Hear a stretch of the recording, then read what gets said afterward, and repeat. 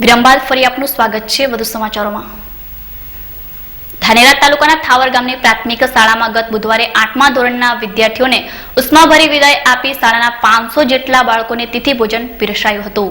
ધાનેરા તાલુકાના થાવર ગામની પ્રાથમિક શાળામાં 8મા ધોરણમાં ભણતા બાળકો આ શાળામાંથી વિદાય લઈ રહેલા હોય ગત બુધવારે શાળા પરિવાર દ્વારા 8મા ધોરણના વિદ્યાર્થીઓના વિદાય સમારોહનું આયોજન કરાયું હતું।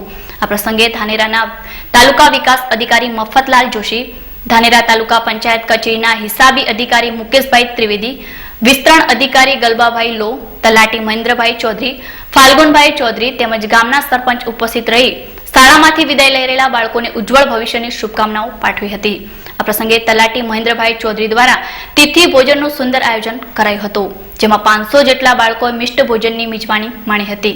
આ અવસરે થાવર પ્રાથમિક શાળામાંથી વિદાય લઈ રહેલા 8મા ધોરણના વિદ્યાર્થીઓ ગળગળા થઈ ગયા હતા અને તેમની કેળવણીનો પાયો મજબૂત બનાવનાર શાળા પરિવાર પ્રત્યે કૃતજ્ઞતા વ્યક્ત કરી હતી।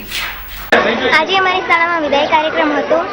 અમને ખૂબ જ મજા આવી આ વિદાય કાર્યક્રમમાં। અમારા દરેક શિક્ષક તરફથી પણ અમને અમારા ભવિષ્ય માટે ખૂબ જ શુભકામનાઓ મળી। અમારો વિદાય કાર્યક્રમ ખૂબ જ સારી રીતે સંપન્ન થયો। વિદાય કાર્યક્રમ પછી અમારે તિથિ ભોજન રાખેલું હતું।